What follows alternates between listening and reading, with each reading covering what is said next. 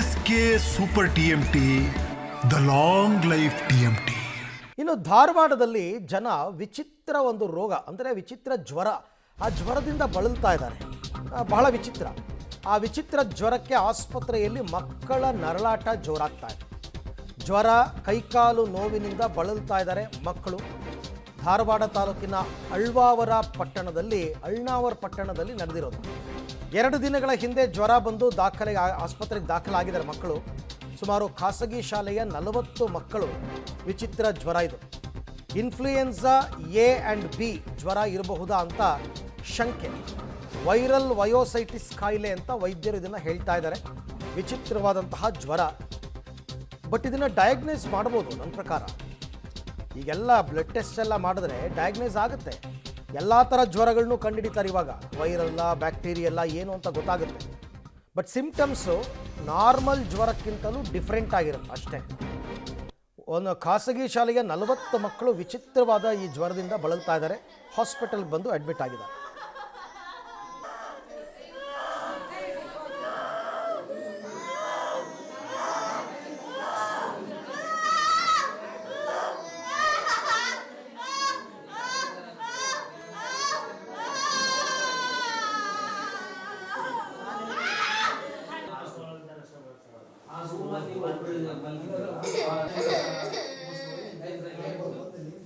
ಸಾಮಾನ್ಯ body pain ಜಾಸ್ತಿ ಆಗಿದೆ ಅಂತ ಅನ್ನಿಸ್ತಾ ಇದೆ.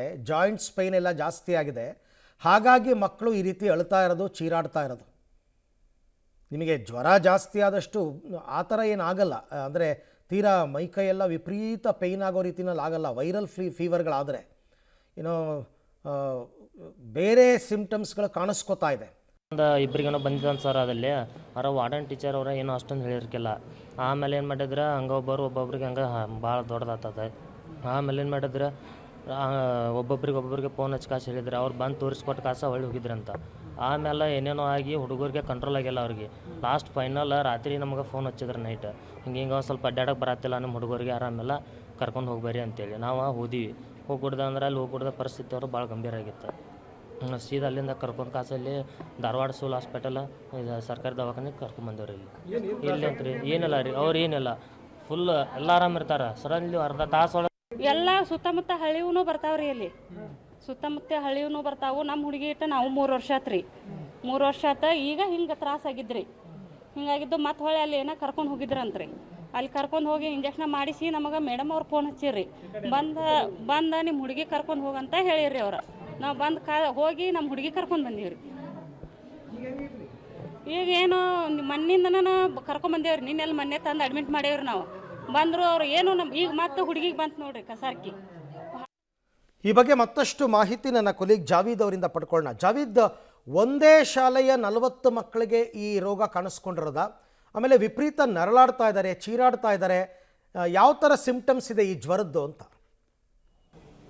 ನಿಜ ಅರವಿಂದ್, ಧಾರವಾಡ ಜಿಲ್ಲೆಯ ಅಳ್ನಾವರ ಪಟ್ಟಣದಲ್ಲಿರುವಂಥ ಒಂದು ಖಾಸಗಿ ಶಾಲೆಯ ಮಕ್ಕಳು ಇವರು. ಎಲ್ಲರೂ ಏನಂತ ಹೇಳಿದ್ರೆ ಒಂದೇ ಹಾಸ್ಟೆಲ್ನಲ್ಲಿ ಏನಂತ ಹೇಳಿದ್ರೆ ವಾಸವಾಗಿರುವಂಥವ್ರು. 2 ದಿನಗಳ ಹಿಂದೆ ಅಷ್ಟೇ ಸುಮಾರು 4-5 ಮಕ್ಕಳಿಗೆ ಏನಂತ ಹೇಳಿದ್ರೆ ಈ ಒಂದು ಜ್ವರ ಬರುತ್ತೆ. ಜ್ವರ ಬಂದ ಮೇಲೆ ಅವರನ್ನು ಆಸ್ಪತ್ರೆಗೆ ಸೇರಿಸ್ತಾರೆ. ಅದಾದ ನಂತರ ಸುಮಾರು 40 ಮಕ್ಕಳು ಏನಂತ ಹೇಳಿದ್ರೆ ಇದೇ ರೀತಿಯಾದಂಥ ಜ್ವರದಿಂದ ಬಳಲ್ತಾ ಇರುವಂಥದ್ದು. ಸದ್ಯಕ್ಕೆ ಅವರು ಎಲ್ಲರನ್ನ ಖಾಸಗಿ ಆಸ್ಪತ್ರೆ ಆಗಿರ್ಬೋದು, ಸರ್ಕಾರಿ ಆಸ್ಪತ್ರೆ ಆಗಿರ್ಬೋದು, ಎಲ್ಲ ಕಡೆ ಏನಂತಿದ್ರೆ ದಾಖಲು ಮಾಡಿರುವಂಥದ್ದು. ಆದರೆ ಇನ್ಫ್ಲೂಯೆನ್ಸಾ A and B ಅನ್ನುವಂಥ ಕಾಯಿಲೆ ಇರ್ಬೋದು ಅನ್ನೋಂಥ ಶಂಕೆಯನ್ನು ಈಗ ವೈದ್ಯರು ವ್ಯಕ್ತಪಡಿಸಿರುವಂಥದ್ದು. ಯಾಕಂತಂದರೆ ಈ ಒಂದು ಕಾಯಿಲೆ ಬಂದರೆ ಕೈಕಾಲು ಹರಿಯುವಂಥದ್ದು, ವಿಪರೀತ ಏನಂತಂದರೆ ಕೈಕಾಲಲ್ಲಿ ನೋವು ಇರುತ್ತೆ. ಮಕ್ಕಳಿಗೆ ಏನಂತಾರೆ ಪ್ರತಿ 10 ನಿಮಿಷದಲ್ಲಿ ಈ ಒಂದು ನೋವು ಕಂಡು ಬರುತ್ತೆ. ಹೀಗಾಗಿ ಅದನ್ನು ನಾವು ಏನಂತಿದ್ರೆ ಕಂಟ್ರೋಲ್ ಮಾಡಬೇಕನ್ನುವಂಥ ಮಾಹಿತಿಯನ್ನು ಈಗ ಸದ್ಯಕ್ಕೆ ವೈದ್ಯರು ಕೊಡ್ತಾ ಇರುವಂಥದ್ದು. ಅದಕ್ಕೆ ಸಾಕಷ್ಟು ಏನಂತಿದ್ರೆ ಚಿಕಿತ್ಸೆಯನ್ನು ಕೊಡಲಾಗ್ತಾ ಇದೆ. ಸತತವಾಗಿ ವೈದ್ಯರು ಕೂಡ ಏನಂತಾರೆ ಅದರ ಮೇಲೆ ವಿದ್ಯಾರ್ಥಿಗಳ ಮೇಲೆ ಒಂದು ನಗಾ ಇಟ್ಟಿರುವಂಥದ್ದು. ಇದು ಏನಂತಿದ್ರೆ ಜ್ವರ 2 ಅಥವಾ 3 ದಿನದಲ್ಲಿ ಕಡಿಮೆ ಆಗುವ ಸಾಧ್ಯತೆ ಇದೆ ಅನ್ನುವಂಥ ಮಾಹಿತಿ ಕೂಡ ಏನಂತಿದ್ರೆ ವೈದ್ಯರು ಕೊಟ್ಟಿರುವಂಥದ್ದು. Arvind, right, thank you Javeed, ತಮ್ಮೆಲ್ಲ ಮಾಹಿತಿಗೆ ಧನ್ಯವಾದ. ಮೇಯ್ನ್ಲಿ ಇನ್ಫೆಕ್ಷನ್ ಏನಾಗಿದೆ ಅಂತ ನೋಡಬೇಕು. ಆ್ಯಂಟಿಬಯೋಟಿಕ್ಸನ್ನೇ ಕೊಡಬೇಕಿಲ್ಲಿ. ನೋಡೋಣ, ವೈದ್ಯರಿಗೆಲ್ಲ ಗೊತ್ತಿರುತ್ತಲ್ಲ, ಒಂದು ಡಯಾಗ್ನೈಸ್ ಮಾಡಿ ಕರೆಕ್ಟಾಗಿ ಆಮೇಲೆ ಅವರು ಟ್ರೀಟ್ಮೆಂಟನ್ನು ಕೊಡ್ತಾರೆ.